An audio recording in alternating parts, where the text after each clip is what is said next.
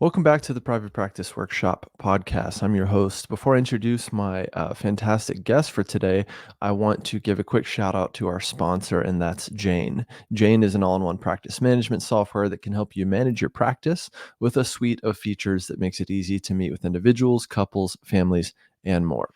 Reliability and security are important parts of running a business. Jane's cloud-based software is accessible wherever you have Wi-Fi, and their support team is always ready to lend a helping hand. I mentioned before that my practice switched to Jane a few months ago, and we couldn't be happier. It was a seamless transition. They've got a team to help you make the transition, and their customer support has been top notch. Another thing that stands out about the platform is it's very customizable, more so than other platforms I've tried. So if you're interested in Jane, go to jane.app/mental health-US. That'll be in the description. You can use the code PPW1MO for a 1 month grace period on your new Jane account. Let's get to our guest today. Guy Macpherson is a father of two and holds a doctorate in clinical psychology. He's the host of the Trauma Therapist podcast, one of the leading podcasts in mental health. He's been honored to have guests such as Judith Herman, Bruce Perry, Kathy Malchiotti, Bessel van der Kolk, Pat Ogden, Thema Bryant Davis, Janina Fisher, Gabor Mate, and many more. Guy, thanks for being here. How you doing this morning? Awesome, man. Thanks for having me. Kathy Malchiotti. Malchiotti. I should have Yeah, rehearsed sorry, that I one. shouldn't put that in there. Thanks so much for Yeah, having me on, man. It's an you honor. got it. No, it's been Yeah. a while. You were on the show, gosh, years ago. Um, so this is round two, even though so much has happened since then. Also, I know even that list of guests, you had Sue Johnson on a Yep. while back? Yeah. Um, who recently passed, right? Yep. Yeah. Um, that is just to say, what a list of guests you've had on the show, and I'm wondering what that's like for you to go from 0 years ago to the biggest names in psychotherapy. It's been interesting. When I first started, that was definitely my goal to I wanted to help inspire young therapists like myself at the time. I was going in that direction. And I also wanted to bring on these people who were looked at as kind of master trauma therapists and slowly, uh, you know, fortunately, at the time when I first started, I was in a consultation group with Janina Fisher, and that kind of helped me get these other people on board.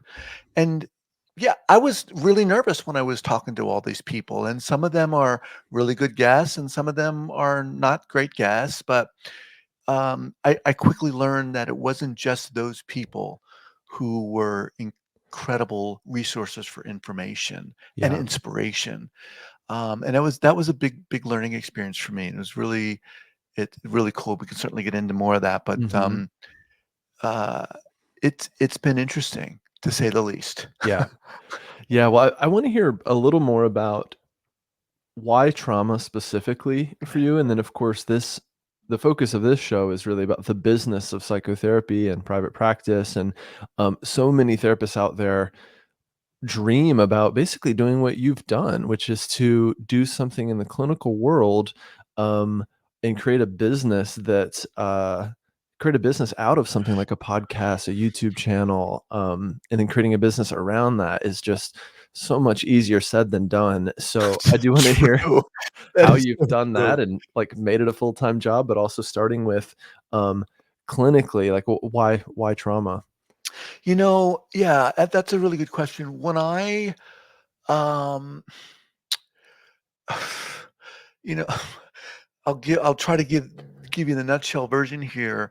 I went to out of high school. I got into art school. I was always involved in art, and then music, and then I went on this course, this survival course when I was about maybe 35 years old. I had dropped out of art school and I had been writing fiction for a long time.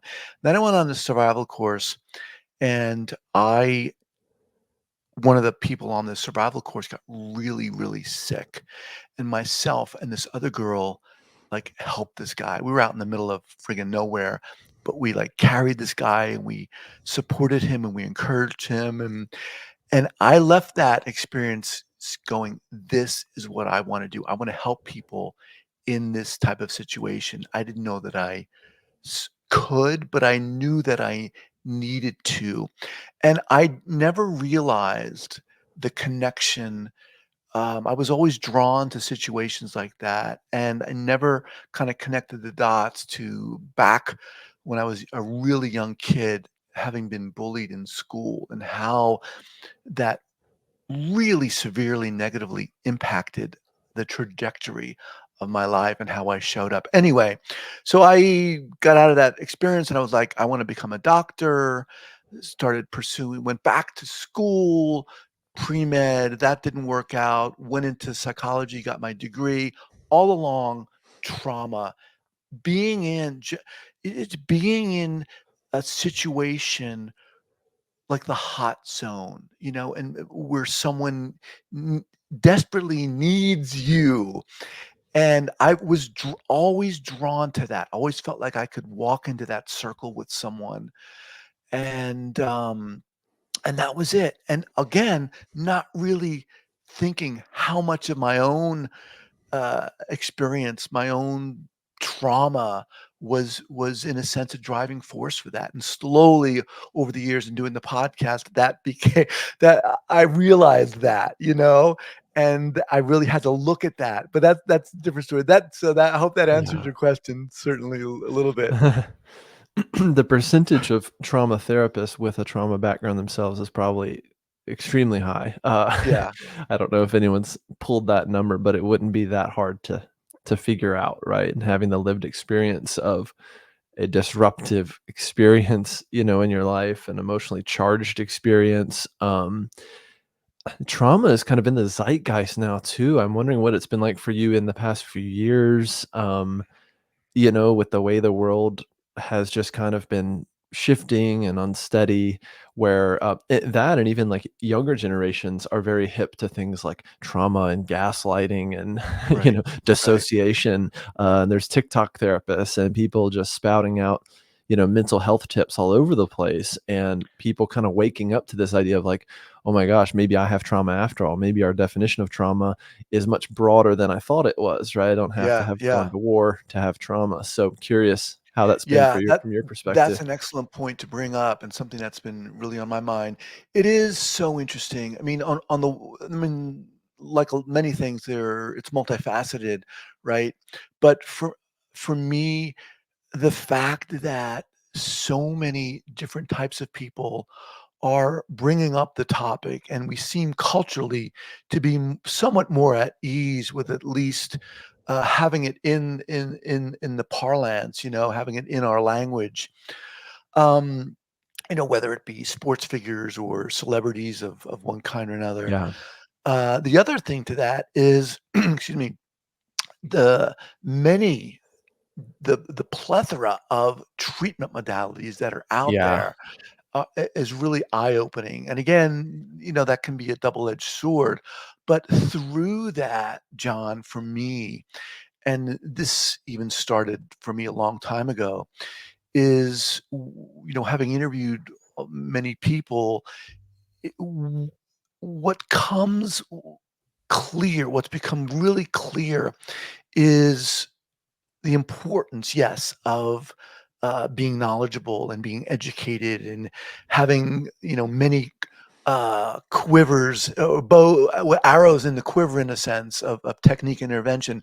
The through line is at least for me, it's been clear to see that the importance of being a human being.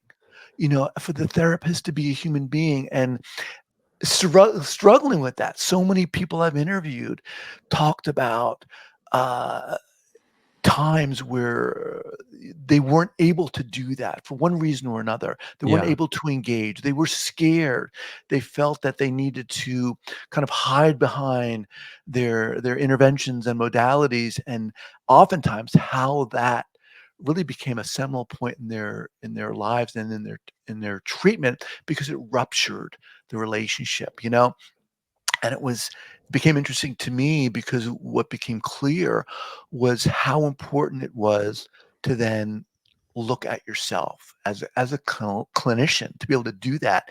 And as we all know, that's not easy. And as we all know too, many people get into this field because they want to help other people and they want to fix and cure. And as soon as it becomes clear that, wait a minute, I'm supposed to look at myself. Whoa, whoa, whoa. Let's take a break, you know?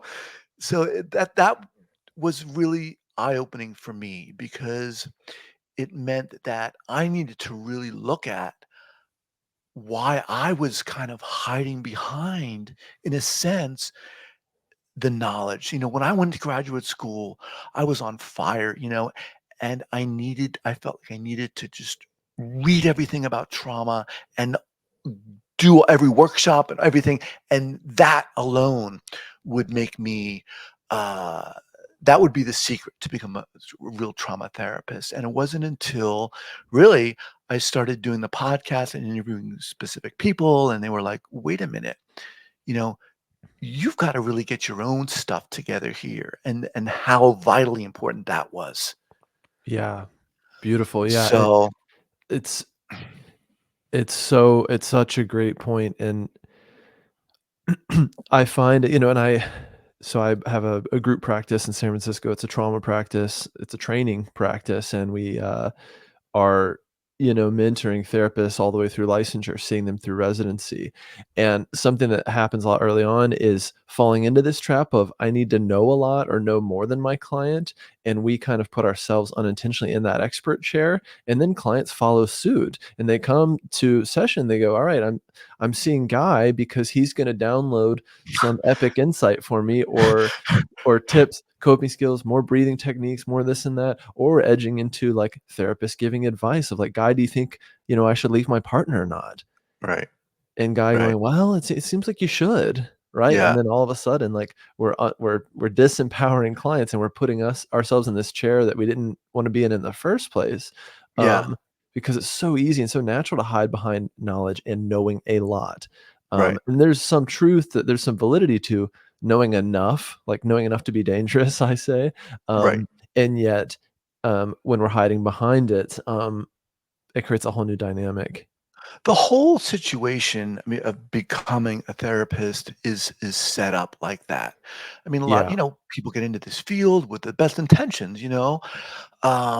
You wanna help and you want to, uh you feel you can help, and you like myself, you know, when I started out, I felt like I could get in there in that situation. And yes, knowledge is crucial, but and inherently, you know, you go through school, therapists get all this knowledge, and you know, when you're first starting out, you want to use that knowledge. You know, you want to share all that knowledge. And you know, when I got out of graduate school, I felt like, you know, I had to act a certain way. You know, that I yeah, had to be this therapist, and this was the way. You know, and if I may, you know, just share something. When I got out of graduate school, I started working in a clinic in Northern California, and we were assessing and treating young kids who were showing early signs of psychosis. So between 12 and 24, and we had to administer this giant, like 40-page assessment, and we would work in pairs with colleagues and we would meet these young kids, and you first you do these phone call referrals, like the therapist would get on the phone and tell you everything that's going on with these kids, see if they were appropriate for the program. And you know, when you were done with the phone call, you'd have this like laundry list of these intense behaviors, you know, and then a week later they would come in for the assessment and it would be this kid, this like normal looking kid with a book under their arm or a stuffed animal under their arm, and you're like, this kid's going through all that stuff. And they would come into the office and you'd have this assessment that you'd have to administer, and it was dry, and oftentimes these kids would just glaze over. And at one particular moment, I'll never forget this. I was thinking to myself, I'm not connecting with this kid. Mhm. I can connect with this kid. How come this is not working? And I took the paper, took the assessment, and I just threw it down on the table and was like, all right, call this kid Tommy, whatever, Tom. All right, put that down. Let me just stop everything for a second and what is it that your parents in the waiting room are not what are they not hearing that you want to share with them? What are they not getting? What are they not understanding? What are the other therapists that you've seen, the other doctors you've seen? What are they not getting? And it was in that moment where I was able to just like dispense of this formality that really allowed me to connect with this kid. And it showed me, it really reinforced the importance of being a freaking human being, Mhm. being able to, yes, have the knowledge, but people, especially kids, people who've been traumatized, where their sense of safety has been ripped away from them, their sense of authority, of Yeah. agency has all been ripped. They need a human being. And that's not easy to do because many people feel that, well, they have to. And I'm not saying to not honor ethics Yeah. and boundaries, Yeah. but many people feel like, well, that I'm not going to be a proper clinician, and I'm not going to be, you know, you got me going, Jen. I love it. This is what Several I'm here months for. ago, when I needed to see, I wanted to get back in with a therapist. I was making all these phone calls and interviewing the therapist on the phone and on chat or whatever. And people, I'll never forget this one therapist who, granted, I'm sure she was, you know, knowledgeable, but she just led with, I'm going to utilize this technique and this modality and this. And I'm like, I need a person. I want a human being. And the reason why this is challenging for many of us, because it requires us to look at ourselves. And that's not easy to do. Our own biases, our own fears. When I first started, when I was on the path to becoming a therapist, which I didn't really follow through, I didn't realize the degree to which I was triggered by kids who had been bullied Yeah. because I hadn't dealt with that myself. Yeah. So anyway, I'll pause there for a second. Man, I could have you go all day. There's something about, and I see this come up a lot in our practice with newer clinicians when they are bearing witness to suffering or helplessness or a client's getting worse right before their eyes. That evokes something in us where a lot of times our instinct is to double down, to jump in, to rescue, to flip through the pages and find a different intervention, a new method, try EMDR, Exactly. this brain spotting thing. If you do your eyes over here. 121 of page 121 Yeah. of Bessel's book. I've got it. Yeah. Yeah. Or I teach a new coping skill. Right. And to your point, like, intervening is all well and good, but there's also this instinct of like, this person is on their journey, their healing journey, and you're a part of that in a way, sometimes a big part of that, sometimes a small part of that. Sometimes things get way worse before they get better. Right. When we attach our worth to a client's outcome, that can be a dangerous thing too, because some people, again, on their journey of life and healing, the journey is it's just such a rough road. Right. And a lot of times when we tap into the trauma work, especially reprocessing trauma, guess what? We're accessing the wound. Things very often get worse before they get better. And a lot of times I find this evokes a lot in clinicians, right? And a lot of this kind of like rescuer type patterns come out. Yeah. Yeah, definitely. It reminded me of something well, first, I remember one of my first uh, advisors. I remember I was going through sensory motor psychotherapy level 1 and level 2, and I was so Mm, excited. And Janina Fisher was one of my teachers. And I remember had been working in this clinic and working with these uh, adults and seeing them, and so eager to utilize all these interventions. And I was going in to see advisor, and I was just so frustrated, and she said, "Guy, what is going on?" And I said, "They're not listening to me." Yeah. And she she was like, "Stop. What makes you think they need to listen to you?" Yeah. And I was like, "What do you mean they're not supposed to listen to me?" Excuse me, and then just several years later when I was doing the podcast, one of these guests, amazing guests, Sharon Stanley, um, she said, exactly what you're saying, John. She said, so many therapists get into this role where th- th- they feel like they're going to fix and they're going to cure. And she said, Yeah. What how dare you take away someone's journey? This is their journey. You're That's right. not there to take this away. They've been on this journey years, Yep. probably years before they even walked into your office, you know? That's right. To be able to accept that is can be really challenging, to be able to sit there while someone's in pain can be really, really and this is where the dance, right, of and the art of being a therapist comes into play Yeah. because your natural inclination sometimes is like to want to step in and to fix and to take away someone's pain and to tie everything up in a bow and have them Yeah. go out, you leave your office and everything's going to be fine. Well, you know what? Yeah. It's more often than not fine.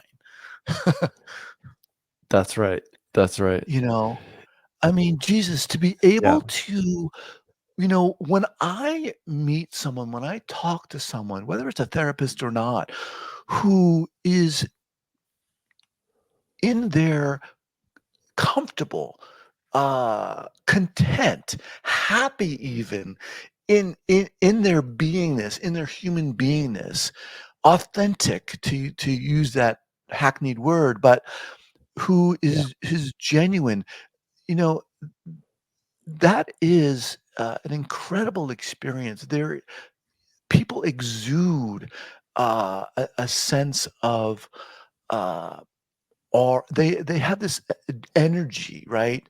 And whether it's a therapist or not, even if it's a therapist, there's a settledness there. There's a calmness Yeah. there that is Yeah. so much more powerful. A human is there that's so much more powerful than any kind of technique. You could even argue that in and of itself is a technique, Yeah. but that connection of human is, I think, is something that many of us are lacking and desperately needing in this world.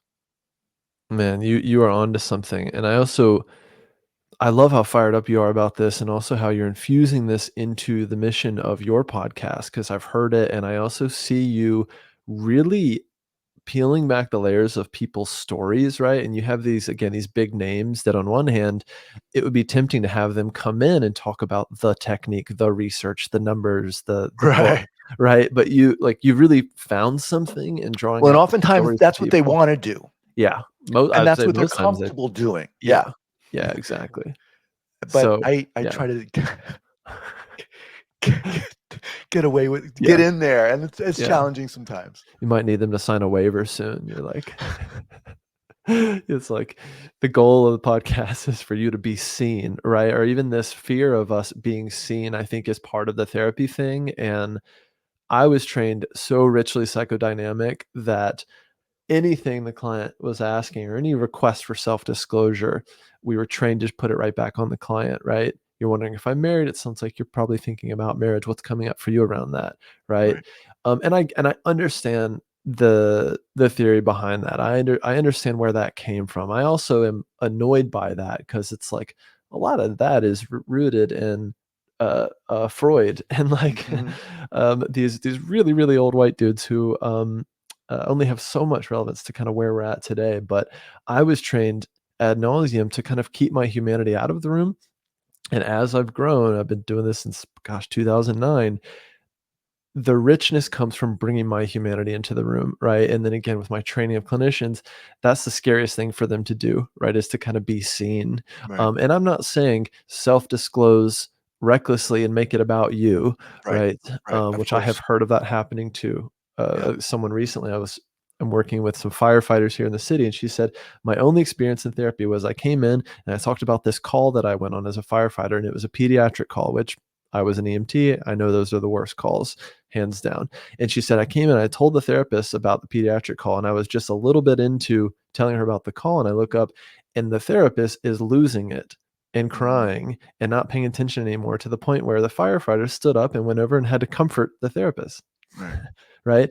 And then she said, well, I'm never doing this again. And I'm certainly never telling people. And I had a fear this would be a burden, or this would be too much if I tell people about this horrific call. Right. Right. And I'm like, I'm so sad and mad that that was your experience. Um, and it's not that the therapist cannot or should not be affected by those details or by that story, right? But if you're signing up and saying I'm a trauma therapist, like, you really have to be able to hold that space. And this therapist was not. And so that firefighter turns around and goes, wow, therapy doesn't work and I am too much for people. So Yeah. That's a good point, and that definitely happens so many times. Um, and that's why finding the quote unquote, right therapist is an adventure, oftentimes not a fruitful adventure. yeah, But yeah, this topic is really seminal and integral to what I love. I mean, and to me, the part of it that is exciting to me is that it really honors each of us,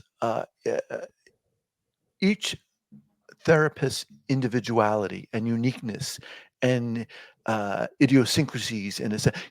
So many of even when I first started out, I had the sense that working as a therapist or being a therapist or working with someone was like this glass ball that I was holding in my arms, this beautiful glass ball. And man, I don't want to trip because it's going to crash. I don't want to move. It's going to fall out of my arms. But instead, and what I've learned really through my own podcast is that it's instead this chunk of clay that yes, it's going to get dented, and yes, it's going to might fall, but pick it up and work mm, it. And there's a beauty in that. But I think a lot of that takes, to go back to that therapist in that room who was losing it a sense. It takes experience. yeah, Of course you're going to be triggered, but that's where you better do that work before you walk into that room with that client. that's right. So because it's not a matter of, if you're gonna be triggered, of course you're gonna be triggered, and to be able to deal with that and hopefully use that in that moment, in Yeah, that moment. yeah. So yeah. This dilemma between empathy and compassion has come up for me a lot over the past few years, and I'll give you an example of that. So empathy, or for that therapist, taking on all those details and that trauma as her own and getting lost in that to the point where the firefighter comes and comforts her, versus compassion. And I'll tell you, I'm a tricky client as a therapist because I'm a therapist. And like you, when I was in grad school, I was completely obsessed reading all the books. And so when I'm in therapy, I'm both receiving it and have a very high level understanding of what's happening, what my therapist is doing, and I'm analyzing their decision points and all that. So I'm either a great client or a nightmare. That being said, my therapist is in his 80s. He lives in Mexico. He has seen it all. He has taught. He's been a professor. He's seen Wow. all the waves of therapy come through, right? So mindfulness is the thing, CBT is the thing, whatever. He's just seen it all. And you want to talk about aging like fine wine, go to a therapist in their 80s, right? Some things that I will tell you I noticed from him is, number one, he picks his shots. He skips a turn a lot. Right when I finish saying my thing or telling him about my problem, my dilemma, or whatever, he'll just kind of sit in it, and he doesn't jump in. He doesn't rescue. He doesn't challenge me every single time. Right. He Mm, lets me be in it. Right. And he's extremely solid in his seat in that. mm. there was one day where I came in and everything felt like it was falling apart. Everything was closing in on me. And um, just at this big transitional time in my life, and I'm a dad, and we've moved, and COVID, and all this, and just feeling the weight of the world. And I had finished my spiel to him, and I look up, and he is just so solidly with me, and I see some tears in his eyes. I'm sobbing, and I see his eyes welling up, and he's right there with me, and he just says, "John, my heart goes out to you." Mm. And it just hit me like a ton of bricks, right? It didn't fix anything, it didn't save me from my despair, right? He was just right there with me in that. That's some high level work, right? Which again, you're not gonna see new therapists doing that. And Yeah. that felt like compassion to me of he wasn't taking all that on as my own as his own, right? It was literally like, "My heart goes out to you," which is like that is literally compassion, and that didn't cost him anything, and that didn't hurt him to do that, right? And I Mhm. don't imagine after that session, he was all, wound up from it or whatever. Man, what a great story that was, and an intense one too, and I'm dying to learn more about this I'll give you his name. Yeah, incredible you might wanna man. see him. Yeah. Yeah, but yeah, that is the type of stuff that so inspires me.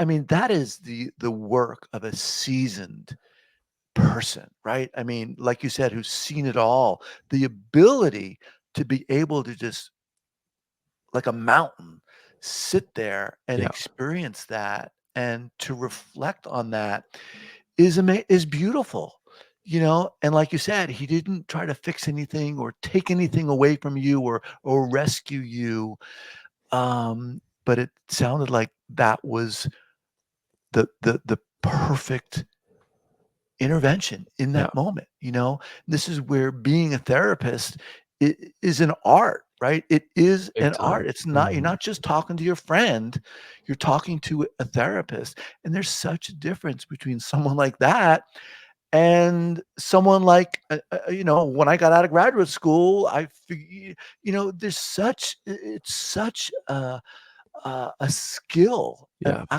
acquiring of knowledge and being seasoned. I mean, that Yeah. is incredible. I went to a concert the other night at the Fillmore in San Francisco, this indie rock band that I've loved for so many years. And speaking of therapy being an art, which is something I tell my clinicians a lot to remind them of that, is seeing this band. Um, what moved me was um, their passion, their energy, their humanity, their heart. They're actually not the most technically impressive band ever, right? But I was moved by everything Mm, else, right? And so there's some parallel there to therapy too. And I really challenge my clinicians to evolve their definition of therapy as you go along. So my definition today is very different, right? Like, what is a productive session in therapy? For a lot of therapists, that's like client is getting better or client has some big mhm, aha moment in the session, right? They mhm, realize that, oh mhm. my gosh, I've been seeking out abusive partners because I was abused. Okay, great. Now what? Right? Like they had this big aha moment, and the therapist pats themselves on the back and goes, great, my client learned something, and they think I'm good, and they think I'm worth 175 and all that, you know. Um, versus going into like the richness of therapy, or even going back to that, my session with my therapist, right? Would he consider that a productive session? Would I consider that a productive session? It was a deepening, it was a richness, right? I didn't have any big intellectual takeaway from that session, right? But it was profoundly healing, and that being Right. with part that is just so simple and yet so profound. But for therapists, even with trauma work, right? A lot of how we gauge our progress is like, is the client getting better? Did the reprocessing work? Are we through all the phases of EMDR or brain spotting or whatever? Like, did they have an IFS unburdening? Or are they relapsing and cutting themselves again? And did they go back to the abusive partner? And oh my gosh, oh my gosh, oh my gosh, what does that say about me Mhm. as a therapist? We attach so much of our feelings of worth to clients' outcomes. And that's a very dangerous game to play, especially in the world of trauma therapy. Yeah, definitely, and it really brings up the question of, um, you know, why someone gets into this field in the first Yeah. place, and I have found that, oftentimes the superficial reason is the one that sticks with people for a long. Well, I want to help. I want to, prevent people from going through what I went through. But I think when people, I know for myself, I mean, Jesus, if I had even dug deeper, you get to this point where you realize if you're not deeply aware of why you're getting into this field, you're definitely going to be moving and acting and reacting from a very unconscious place, Yeah. you know? And it's not just enough to fix or cure, Yeah. to reiterate what my guest said, how dare you think it's your job to fix someone? You Exactly. first of all, you can't. Yeah. Second of all, they're not broken. Right. Oh, man. Yeah. I have to, I wanna bring this back to you. First of all, I mean, I just love, riffing on this stuff with you, and, I wanna hear more about kinda where you're at with your story, your evolution, 'cause I know at some point when the podcast became your kind of full-time job, right, um, you stepped away from your clinical work, right? Yeah. Well, soon. Yeah. Okay. When I was in that clinic, when I got out of graduate school, I was like, yes, I wanted to become a licensed therapist. And I was working in that clinic, which was an amazing experience for me. Um, but at the same time, I was doing a lot of commuting. I was like an hour and a half each way. So 3, 4 hours a day. I was in my car back and forth to work and listening to podcasts, really many different types of podcasts about like entrepreneurs who were creating their own life. And I was always listening to these. I was always thinking about my clients Yeah. and imagining, like, wouldn't it be awesome if Janina was here in the passenger seat and she could help me and guide me? And I thought to myself, I kind of put two and two together and was like, well, what if I started my own podcast? I'd never done it before. And that was it. And you know, when I was in the clinic, I was done work at 2 o'clock, but I had to sit there for another 3 hours till 5 o'clock to go home. I was like, no, I just needed to do something else. I wanted to Uh-huh. do something else. I had this, I didn't know it was an entrepreneurial bent, but it was, and I wanted to start my own thing. I wanted to get, I mean, so many kids were coming in. 99.9% of those kids in that clinic had trauma that was going Yeah. unseen and undiagnosed and by the therapist, by the teachers, and by the parents. It was Yeah. like, "This is crazy," and that's how what can I do? Yeah. And that's what can I do to get the word out and to Yeah. hopefully inspire other clinicians, and that's what I did. And, Yeah. it's one thing to do a podcast. It's another thing to have a quote unquote successful podcast, and it is an entirely different thing to make money off of it. Yeah. Yeah. Very different things. Yeah. And it ain't easy by any stretch. It's not easy for me now. It's Yeah. a challenge, you know? Yeah. I, I'm so curious because you're in such a unique position, and that on one hand, we've established that, like, being a great therapist is not about knowing a lot. That's kind of been, like, the thesis of this whole episode, which I love. It's just so timely and apropos. Um, that being said, you're a really unique dude in that you have sat with some of the legends of our industry, right? Like some of the literally biggest names of our industry.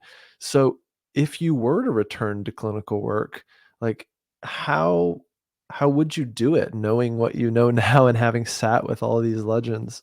Oh man, it would be to embody that your therapist, to be able to be able to do that, to not, I mean, man, it's such a different the agenda. I had an Yeah. agenda when I was younger. You have like this briefcase of all this knowledge that you have, and you're thinking about your clients when you're home, and oh my God, Mrs. So and so could definitely use, you know, intervention A from Yeah. Pat Ogden's book, and I'm going to use that when I go in there on Thursday, and it's got to work. it's completely different. I mean, that's such a great question. I mean, I would have so much more belief in the person sitting across from me, in the power of relationship, in the not needing to have all the to have all the answers. As a therapist, a young therapist, oftentimes we think you've got to have the answer. And it's so important to get that answer, but I think there's so much more, I would have so much more trust in the beingness of that relationship, willing to be myself. And again, with honoring ethics and Yeah. boundaries, Yeah. but not needing to feel like I had to be anyone else but who I was in all of my imperfections, And I think there's a lot of, again, especially when you're working with people who've been impacted by trauma, there's it takes such freaking guts and courage to step in a room with a therapist, Yeah. you know? And what do they need? They don't need someone who's gonna shove an intervention down their throat with all Yeah. the best intentions. They need a friggin' human being. And what does that mean? That's very complex and what that means and how to get there. But for me, it's being willing to meet someone. There's a great just quickly, there's a great Uh-huh. part in, Bruce Perry's great book, was it the dog, what's his first book? Jesus, come on, guy. Yeah. Uh, what's that book called? Oh, here it is. Boy Who Was Raised as a Dog. Oh, yeah. Yeah. Okay, phenomenal book. He's this psychiatrist Yeah. and, he's got all this friggin' knowledge, and one of his, clients, this young kid, is adopted, and he's got this mom who's taking care, and this mother is just amazing, and she just loves all these kids, and Bruce Perry learned so much from this mother who didn't have all this knowledge, quote unquote education rather, but she just loved this kid, and she held this kid, and she nurtured this kid, and he said that was such a profound experience to see that, and it Yeah. was such a teaching moment for him. Um, and again, it's not just that, it is having this knowledge too, so it's this incredible dance or Yeah. marriage and art of, so you ask what I would hopefully bring that to it. Yeah. That's beautiful. So I'm my whole evolution as a therapist has been circular at this point in that I remember sitting there on the first day of graduate school after going through all these applications and interviews, and out of hundreds of people, me and 7 other people were accepted. We had small cohorts. It was a really intimate program.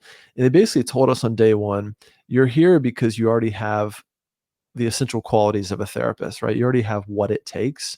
And here we're equipping you with the tools and knowledge to do it well, do it ethically, whatever, work in this kind of system that we're in." Um, and yet, the more I learned and the more I witnessed clients suffering or their helplessness or them not getting the better, the more I kept going back to the library, right? Of like, I need to equip myself more. Um, mhm, and then even moving out to San Francisco, being in private practice and a private pay, like, well, I got to make this worth their while, right? They're paying me a bunch of money to do this job. So I've got to really up my ante and get more training, more certification. And I have been on that journey, right? For so long now. And now I'm kind of returning back to like those original qualities that got me here in the first place, or that got me into that room in grad school of being with, of compassion, of accurate empathy, right? Of intuition, of me having a sense of where to go with this session, right? Or whether to right. say something here or whether just to sit and be with, right? And Yeah. connecting back to that is so profound for me. So it's kind of like full circle. Yeah, that's awesome, man. It's so profound, and it is so not easy to do. Exactly. Yeah. It's so not easy to do. Yeah. Why? Because it requires this intense, courageous willingness to look at yourself. Yeah.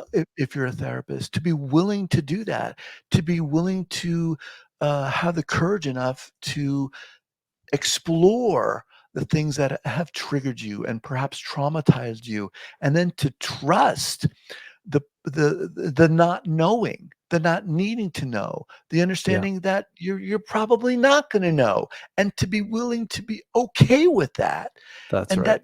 that is so very textured, Yeah. but it is so profound, and it can really be so healing when someone uh, encounters that in that relationship and in that process. Yeah. Guy, you're the man. It's so fun to have you on. And again, all these years of you diving into these conversations with you on the other side of the microphone. It's great to hear you on this side and for me to get to pick your brain. You're a fantastic guest, and it's so neat to see yeah, how you've evolved, how your passion has changed and really solidified around like what this is, what your show represents, what your mission is. It's just so beautiful, and it's coming through so clearly at this point in your evolution. So Appreciate I've, that. I've been a fan since day one, or as far as day one as I could get. And yeah, thank you again for doing this, man. And of course, maybe just lead us out with how people can learn more about you, your show, any offerings you have through your company now, and Yeah, how they can definitely. learn more. Just the traumatherapistpodcast.com. Just go there, um, and certainly learn more about what I'm doing. The traumatherapistpodcast.com. Simple. Yep.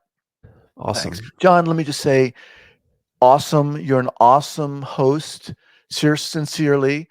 I didn't know what I'd be getting into, but but seriously, you're an amazing host, and I really appreciate it. And I'm excited to get the word out about what you're doing here. Yeah. Appreciate you Yeah, having and me on. thank you for your help with that too. Yeah, we've been as I've launched my new show, Going Inside, my new trauma podcast. Guy has a new program where he can promote therapists' new work through your Media Plus program. Um, where therapists who have a book, a course, a new podcast like mine can get in front of Guy's audience. So that's something I definitely recommend you all checking out if you're a therapist who has a new project you want to promote to an audience like Guy's audience. So thank you, Ian, for doing that. It's really helped me get that new project off the ground. So yeah, thanks again. Yeah, I wasn't even trying to lead you down that to promote that. No, I want to plug it anyway. I just wanted to say sincerely, I'm Yeah, excited to promote what you're doing and get the word out, and really an honor to be on here. Thank you. cool. Thanks, man. We'll talk again soon. All right, man. Take care. Thanks.